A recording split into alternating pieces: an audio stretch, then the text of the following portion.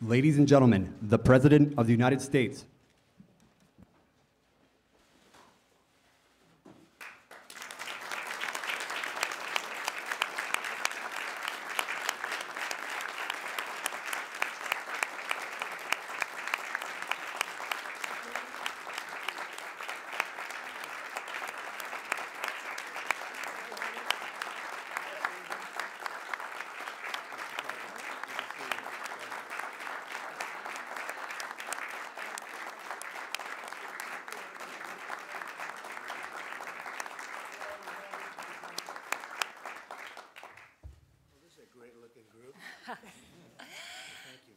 Thank you. Mr. President, Mr. Vice President, on behalf of my co-chair, Secretary Ross, and the entire American Workforce Policy Advisory Board, it's an honor to have you here for today's inaugural board meeting. We have spent the last several hours in excellent discussion with the objective of advancing a national workforce strategy. Our collective aim is to ensure that all Americans can benefit from the nation's historic economic boom and record low unemployment rates.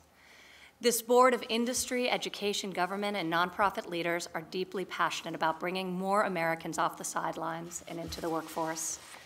We are seeking to increase the country's workforce participation rates by connecting workers with good-paying jobs. We must also focus on helping those most vulnerable to having their jobs displaced due to the rapid pace of technological change, and work together to assist them in learning a new skill so they can continue to provide for themselves and for their families.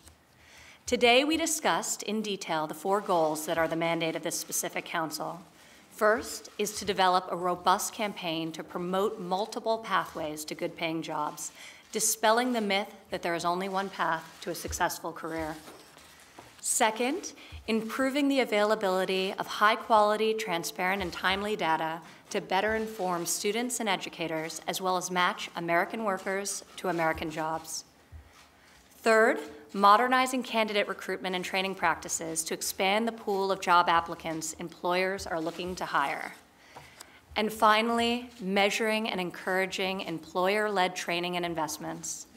We are championing and seeking to further private sector leadership and investment in workforce development. As we look to the future, this board will also influence our legislative agenda to mobilize our higher education system and help us be more responsive to today's students and job creators. And this is something that we're optimistic can be done in this Congress. I'd like to thank you, Mr. President, for being here and for your steadfast commitment to a pro-growth economic agenda that is creating tremendous opportunity for all Americans. Just this past quarter, a remarkable 73% of people who started out work had been out of the workforce the previous month rather than being unemployed. That's the highest share of people entering the labor force from the sidelines since we started tracking this metric decades ago. With record low unemployment rates across all demographics, we will continue to focus on fostering inclusive growth that lifts up all of our citizens. We have an extraordinary opportunity, and this extraordinary group around the table, titans of industry, education innovators, and pillars of our community, will help us make a difference in the lives of millions of our fellow citizens. We are taking advantage of this incredible moment to ensure America retains its leadership role. And now, Mr. President, I turn the floor over to you. She's so formal. Special person, and she's worked so hard, as you all know. And I want to thank you, Ivanka, for your devotion to the America workers, our great workers. And nobody has workers like we do. So I just want to thank you, honey, because great job. Really great job.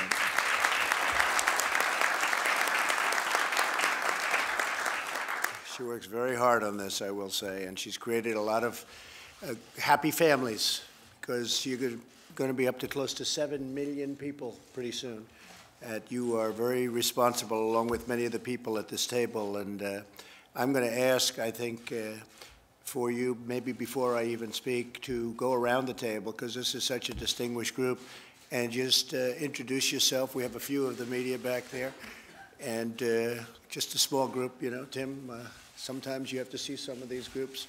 It's pretty amazing what they do. They break down the walls and the windows and everything else in order to get in. But we have great representative media back, and I thought you should really take some of the credit for what you've done. And I'd maybe like to start with Tim Cook, who's done such an incredible job at Apple, become a friend of mine, and he's a friend because he does a great job. I mean, we want to get things done. Employs so many people, brought a lot of money back into our country because of the new tax law, and he's spending that money very wisely and just done an incredible job. So, Tim, maybe you could just start, please. Sure. Thank you, Mr. President. It's an honor to serve on this council. I've always thought that America is so special in so many ways, but at the heart of all of it is people. And that, to me, is what this group is about. For our company, as you know, was founded by a college dropout.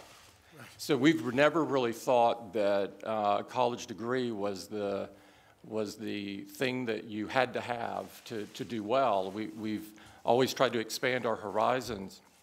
And to that degree, about half of our U.S. employment last year were people that did not have a four-year degree. And we're very proud of that, but we want to go further. And so to that end, as we've looked at the sort of the mismatch between the skills that are coming out of colleges and what the skills are that we believe we need in the future, many other businesses do, we've identified coding as a very key one. And we believe strongly that it should be a requirement in the United States for every kid to have coding before they graduate from K-12 and become somewhat proficient at it. Right. And so we've done a curriculum now and provided it to all schools in the United States. 4,000 have picked it up. Now, we have a lot further to go because there's a lot more than 4,000 schools in America, but that is a start. We've also done that with 80 community colleges, and we're really proud of that, particularly with the work that we're doing in Austin and providing coding education there. There's an enormous deficit in the number of jobs versus the number of candidates. And so we are proud to take part and to help to get this alignment much better between education and private sector. We realize that in something this large, it takes government, private sector, and education all kind of oaring in the same direction, and we're very proud to be a part of it. Well, thank you, Tim. Thank you. Great job. Thank you. Thank you very much. Kim?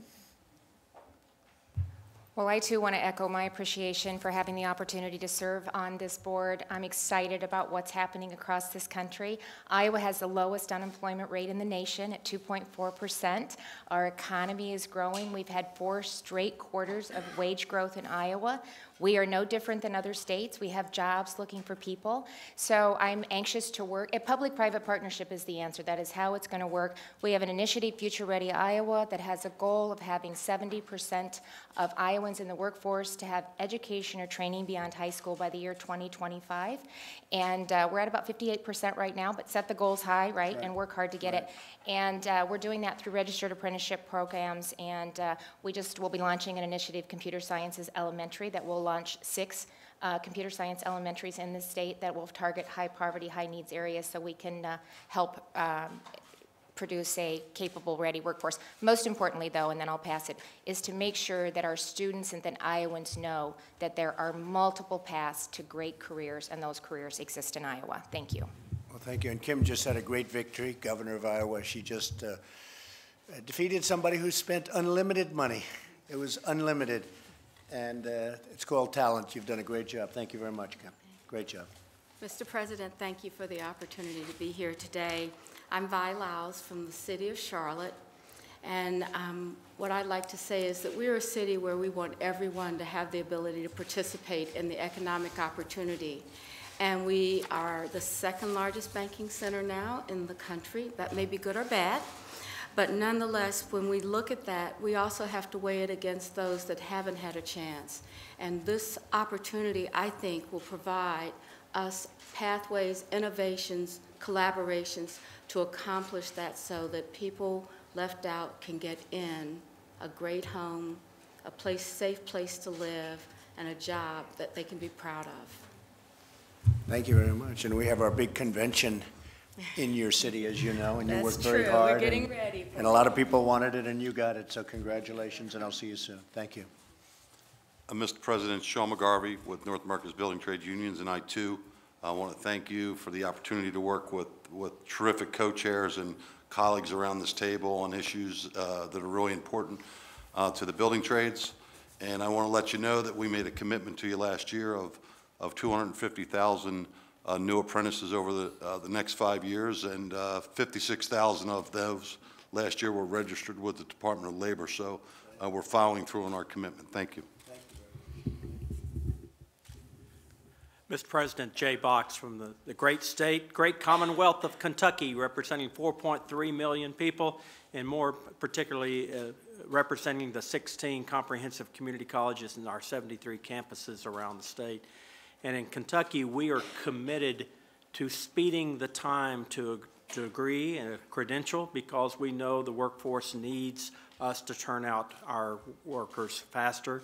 And so we like to say, instead of a career pathway, a career freeway with many on-ramps and exit ramps, so that students can come into our institutions at any time and exit once they get a credential and right into the workforce, and later on they can come right back in for further skill training.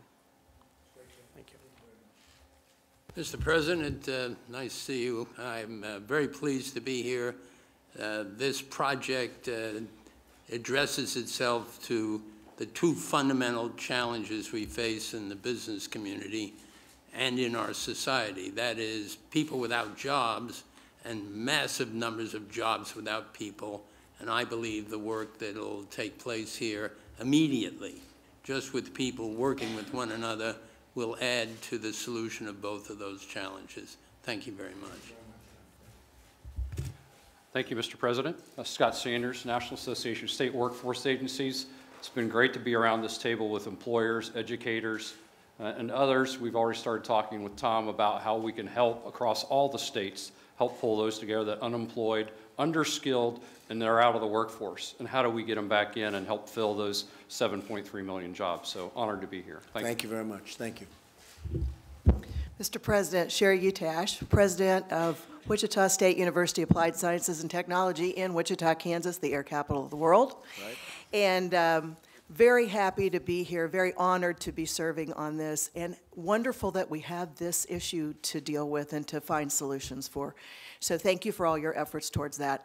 You know, we say at our college, hope has a face, and it's the face of our students. Right. And we know from education, from higher education, that we have to be innovative and disruptive in order to be in line and aligned with business and industry. So we're doing a lot of that, hope to continue to do that, and I can assure you from the two-year sector, along with Dr. Bumpus, we're doing everything we can to create the workforce for the future. Thank you very much. Thank you. Mr. President, I'm Mary Ann Wanamaker, I'm a labor economist at the University of Tennessee. I think really the administration should be applauded for putting a spotlight on our using federal data to solve some of our biggest challenges. And this is one of those places where we really have a lot of assets at our disposal, and excited to help the board think through those issues. Thank you very much. Good afternoon, Mr. President. Good to see you again. It was about a year ago, I think, when we were here with the Expanding Apprenticeship Task Force, and I joined my colleague here and said the administration should be applauded and commended for the focus and spotlight you put on this very, very important issue. And I would be remiss, as I think all of my colleagues would agree, if we didn't also commend Ivanka and Secretary Ross for the leadership they provided to what I think is going to be some outstanding work we're going to do together. So again, thank you for your leadership, sir. Thank you very much. Governor? Mr. President, let me pile on the praise for your administrations, and the entire administration for that matter, just the laser focus on this topic. It is going to, whether we like it around this table or not, it's going to define our nation. It's going to define our states, our organizations, our companies, and the legacy that we leave behind us when we get this right, and you are. So I just want to express another debt of gratitude for trusting us.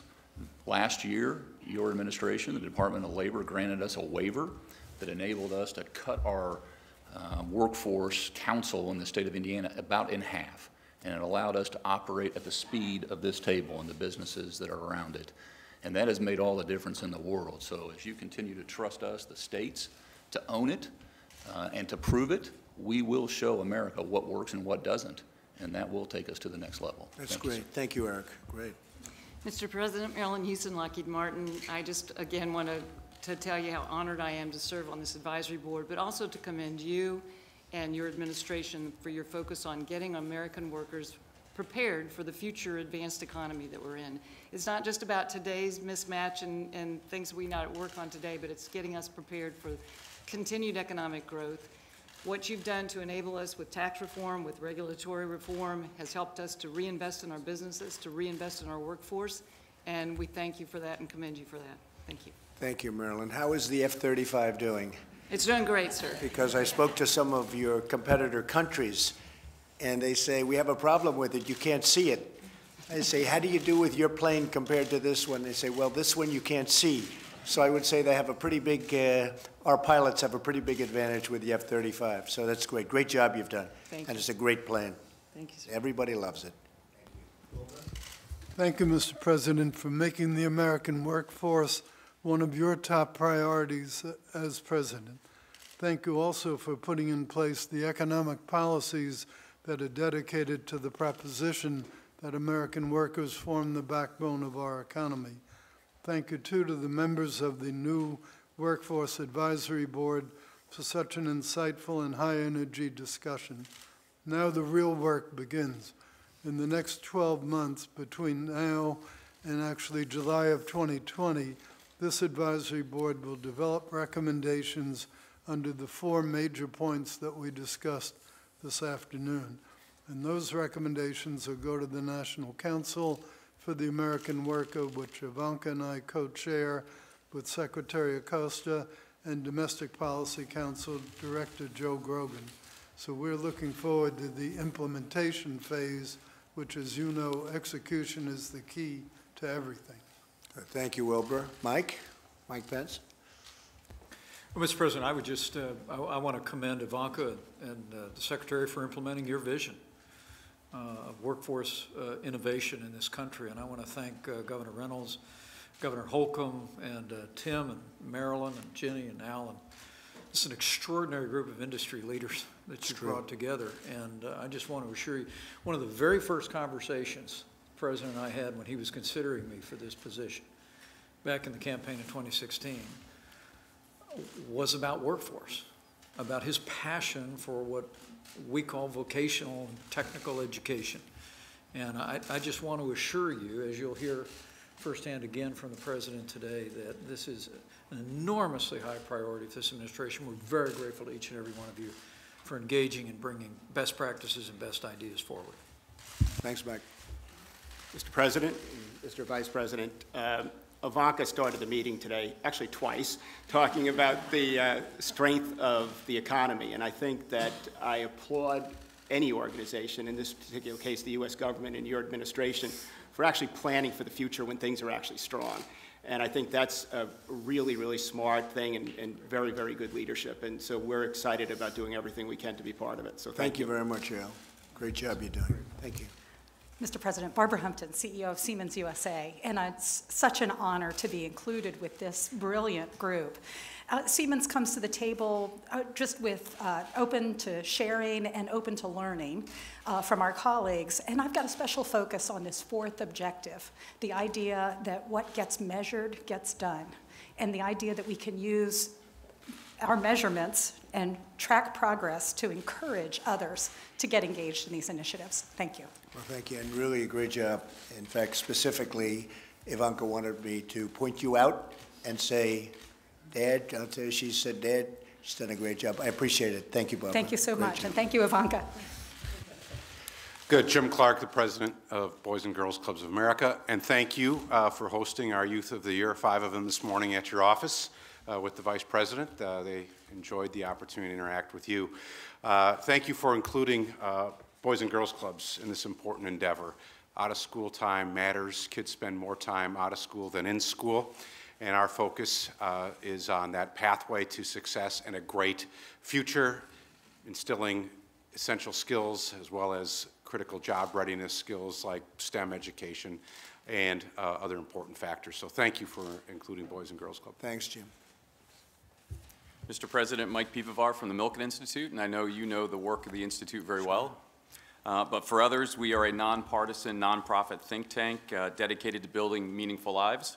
I'm the Executive Director of the Center for Financial Markets, and our mission is to use the power of financial markets to improve access to capital, job creation, and improved health. I'm so excited to be part of this effort to what I think of as building a virtuous cycle of investing in the American dream by investing in each other. So thank you. Thank you very much. Mr. President, Elizabeth Gettle, Cristo Rey Network, 35 private schools exclusively serving low-income students. Through a special agreement with the United States Department of Labor, every single student works 1 day a week in an entry-level professional job, law firms, engineering firms, the technology industry, and the like. And in so doing, developing these transferable soft skills that will take them into any job in the workforce, persistence, communication, and a strong work ethic. Thanks for the opportunity Thank to you be very here. much. Thank you.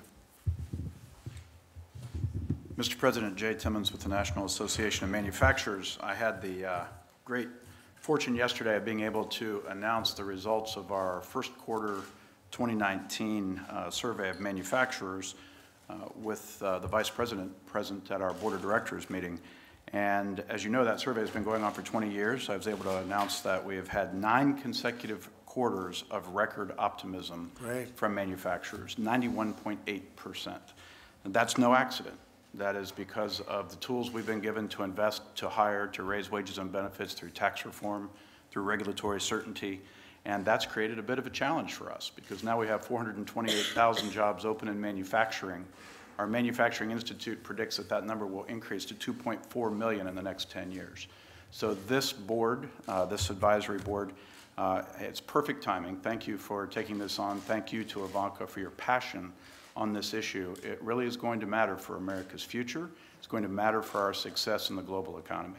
Thank you, Jay. And if you remember from past years, others said manufacturing was not going to happen. Those jobs were never coming back, and they are coming back. Well, we have they're coming roaring back. 600,000. Right, they're roaring back. We have 600,000, and it'll be a lot higher than that when the next report comes out. And it's really been something, the manufacturing jobs. So we're going to be up to getting close to record numbers. Nobody thought they were coming back, and I said, how does that not happen, right? If manufacturing jobs come back, does the country come back? And we're doing really well. And I think you're also, in your numbers, it was the biggest increase in the history of your chart. And that's something that made me very happy. Your initial jump, not your last jump, but your initial jump. 56%, I believe, to 93%. It was a huge That's right. jump. That's what I had.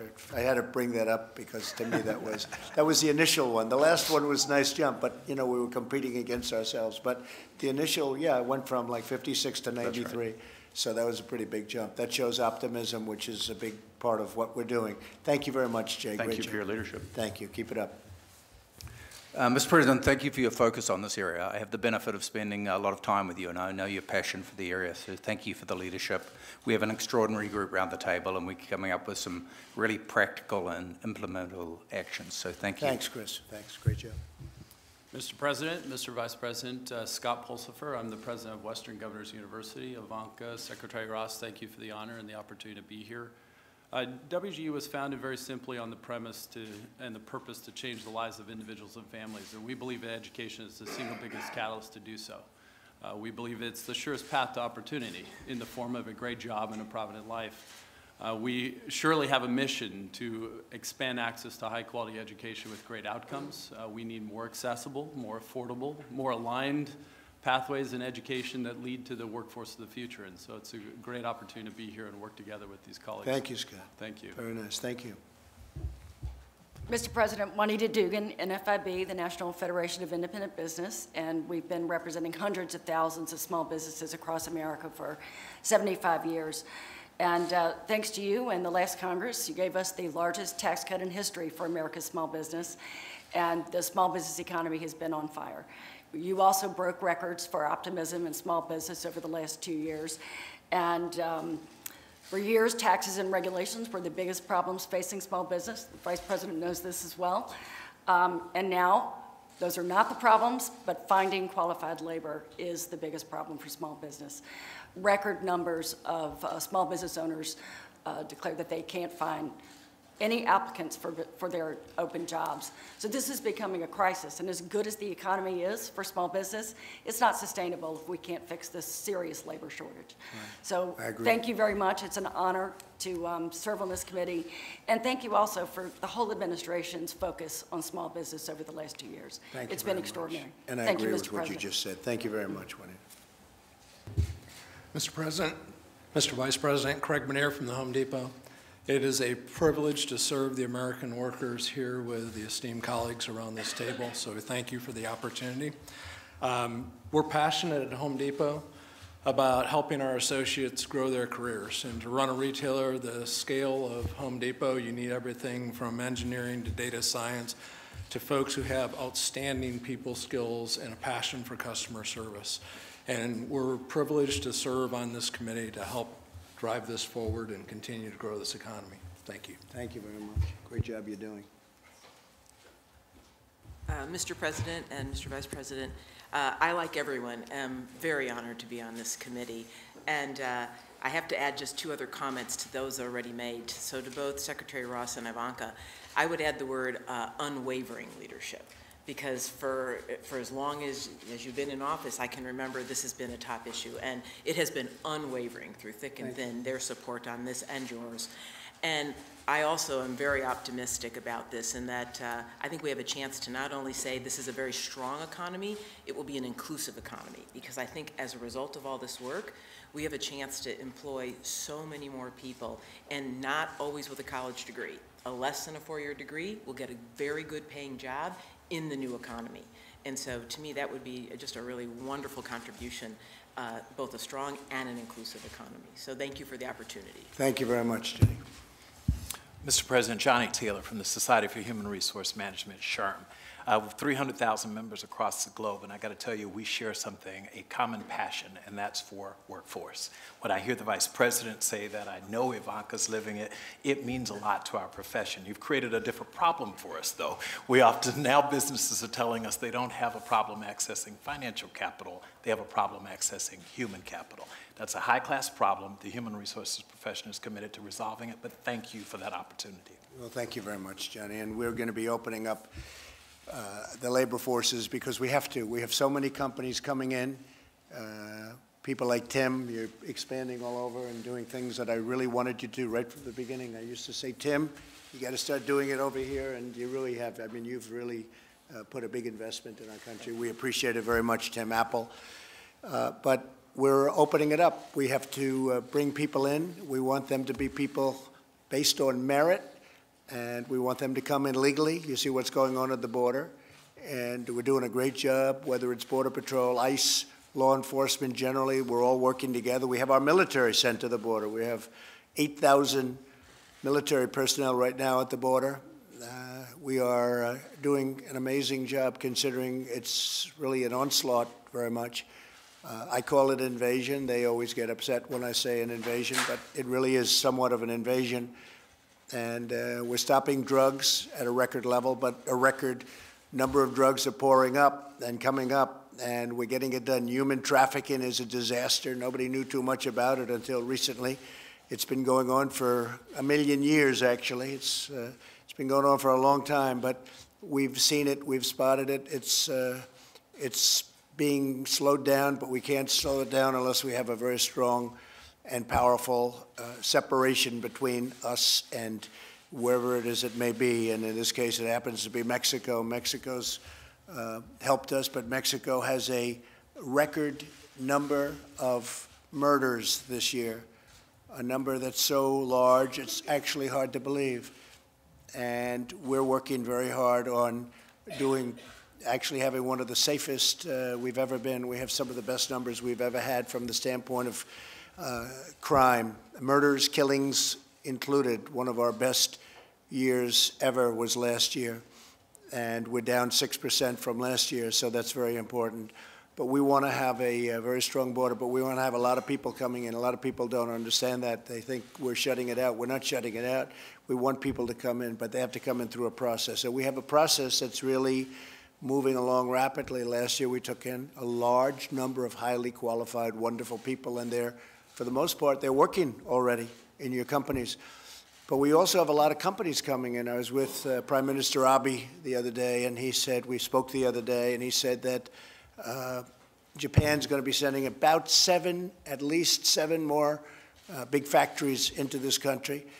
And I said, got to do more than that. We have too big a deficit with Japan. We have for a long time. But they're going to, you saw a couple of openings, big openings in Michigan. Chrysler Fiat just announced that they're going to spend $4.5 billion in Michigan around the Detroit area. We have a tremendous number of not only car companies coming in, we have a lot of car companies coming in. They're coming in, they're building new, but they're also expanding. And they're going to Pennsylvania, they're going to Ohio, very heavy in Michigan, South Carolina, North Carolina, all over. We have companies coming into this country at a record pace, and really at a pace that nobody thought possible, because nobody thought you'd ever see these particular companies again. Many of them are coming back. They want to be where the action is. They're coming back. They left years ago. I used to talk about it as a civilian, but they left years ago, and now they're coming back, and they're coming back in numbers that nobody believes. So we're going to let a lot of people come in because we need workers. We have to have workers. Unemployment at 3.7, 3.6 probably. These are low numbers, and in one way I love it, but in another way I don't want to make it hard for you to get those companies rolling with really great people, because without the great people it doesn't work. All of these wonderful things we talk about are nice, but you need the great, as you discussed. Juanita, you need the people, and you need really good people, and we have great people, and we have the best in the world, in my opinion, and we are having other people come into our country that you're going to be very proud of in the job they do. One of the things that has happened, and people don't talk about it, but because of the great economy, we have a prison population that, for the first time ever, is getting a shot at working. When they got out of prison, they had a stigma, and it was a tough stigma. And in many cases, there was not much they could do. They couldn't get a job. They couldn't, no matter what, they couldn't get a job. And now they're getting jobs because our economy is so strong, because you want workers. And I've spoken to at least 6 big employers, and they are loving what they see. They cannot even believe how good some of these people are. Not in all cases, I guess, but you can say that about everybody, but how great they have been. And it's very nice to hear. First time ever, first time that's ever happened. And to a large extent, it's because we take some credit because of the economy, but it's an incredible thing what's happening with respect to the prison population. They're getting out, they're getting jobs, and they're doing a fantastic job, and it's really beautiful to see. I just want to, many of you are friends, I just want to thank you all for what you've done. I also want to thank Doug McMillon, the CEO of Walmart. They have been fantastic, Ivanka, I know that, because they've just hired tremendous amounts of people. And William McDermott of SAP, they have really stood out, and they very special people, and I just want to thank them in addition to the folks around the table. And again, thank you all for being here. Thanks for the incredible job you've done. We appreciate it very much. And Tim, thank you very much, very much. Thank you, Mr. President. And thank you very much, everybody. Thank you. Thank you. Press, thank you. Appreciate it.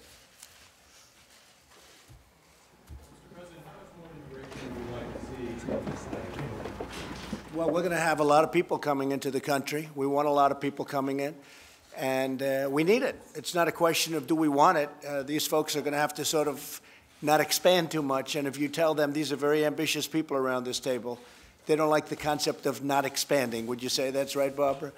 Barbara's not into non-expansion. So we want to have the companies grow, and the only way they're going to grow is if we give them the workers, and the only way we're going to have the workers is to do exactly what we're doing. Thank you all very much. Appreciate it. Thank you. Please. Thank you very much.